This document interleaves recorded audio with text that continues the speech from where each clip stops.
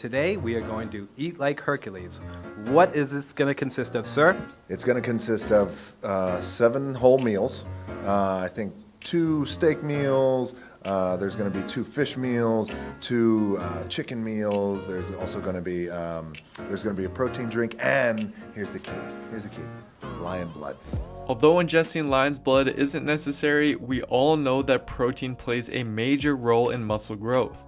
Failing to get enough protein means that your muscles won't recover and grow to the best of their ability. However, getting enough protein shouldn't be your only priority. It's vital that you also take into account the sources that you're getting your protein from, as you want to ensure that they're high quality sources, because as you'll see in this video, doing so can enable you to maximize muscle growth and optimize your recovery and performance. But before we dive into what the best protein sources are, let's first take a look at what makes a protein source good in the first place. Generally, there's 2 main factors that determine the quality of a protein source. 1, leucine content, which is an essential amino acid shown in a number of studies to be the most potent amino acid at stimulating muscle protein synthesis. And 2, digestibility, which is simply the proportion of amino acids from the protein that can then be digested, absorbed, and used for protein synthesis and growth. Thus, the higher the leucine content and the higher the digestibility of a protein, the better it will be for muscle repair and growth. So what protein sources meet this criteria? Well, research has indicated that animal-based protein sources are generally better for protein synthesis and growth than plant-based protein sources. And the reason for this, as explained in this literature review from the Journal of Nutrition, is that animal-based proteins typically have a higher digestibility and a higher leucine content than plant-based proteins do, which are also often deficient in other essential amino acids as well. But to be clear, this does not mean that you can't maximize growth if you only ingest plant-based proteins, but it does mean that there's a few things you'll have to implement, which I'll go through later on in this video. But for now, let's take a look at the various animal-based protein sources and determine what might be best. So based solely on the criteria I mentioned earlier, whey protein powder comes out on top. It's been shown in multiple papers to have both the highest leucine content and the highest digestibility when compared to various other protein sources. And since research also indicates that most individuals need roughly 2.5 grams of leucine in a single meal to maximize protein synthesis, it makes it a very practical and calorie-wise option of doing so. However, you don't just want to rely exclusively on whey as your main protein source, because if you did, you'd be missing out on the various micronutrients and minerals that other protein sources provide, which can play an important role in your recovery, performance, and perhaps even augment muscle growth.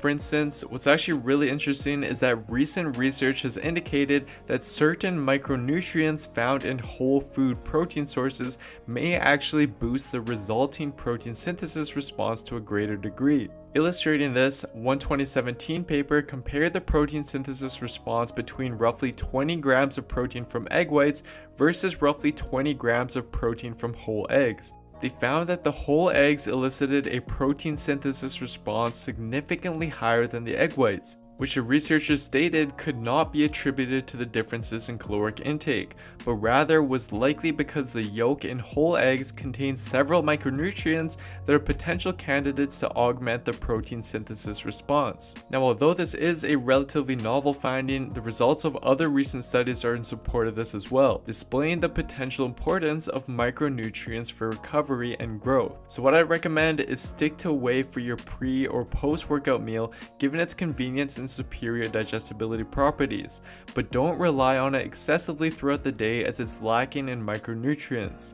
Instead, it's a good idea to incorporate some of the following high-quality whole food protein sources as well. Eggs are very affordable and, as I mentioned, rich in various micronutrients, and you can definitely add egg whites to them as well for more leucine and overall protein.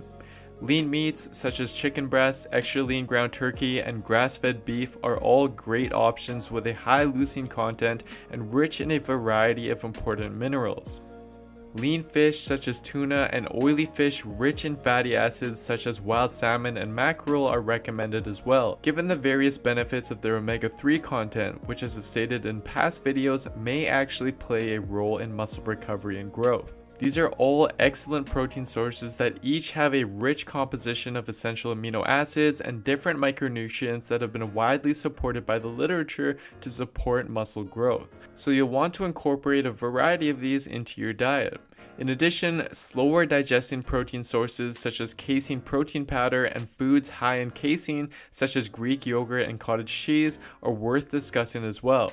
This is because research has indicated that although fast digesting proteins are preferred during the day when there's not a very long break between meals, high amounts of slow digesting protein is a preferred choice during longer periods of over 6 hours without food, such as overnight, since they will elevate protein synthesis for a longer time.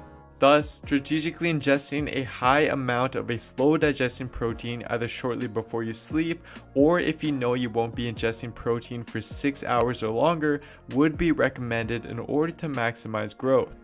Now, as for plant-based protein sources, although they're essential for vegans and vegetarians, I'd recommend everyone aim to incorporate them as well for both sustainability and the additional fiber, micronutrients, and various phytochemicals that they provide. However, as I mentioned earlier, plant-based protein sources don't stimulate protein synthesis as well as animal-based protein sources do, but there are ways to compensate for this.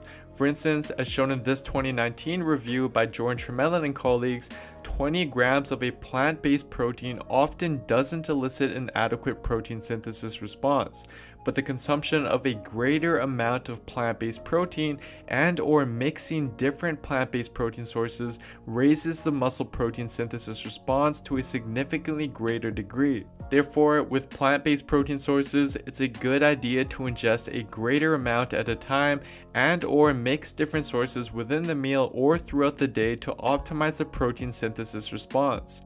And for your reference, here are various plant-based sources you can incorporate that are relatively high in protein and rich in the various essential amino acids. So to sum the video up, here are the main points that you want to keep in mind.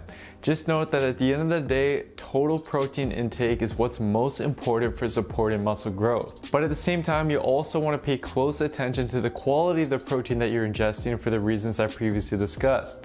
And as I've said in the past, your nutrition will hands down be the most important factor when it comes to transforming your body. I used to be completely lost as to how to approach my nutrition, and I know a lot of you out there are in the same position. This is exactly why with my Built with Science programs, I not only cover training, but also stress the importance of nutrition, and even developed a custom-built nutrition software designed to optimize your diet based on your own stats and goals.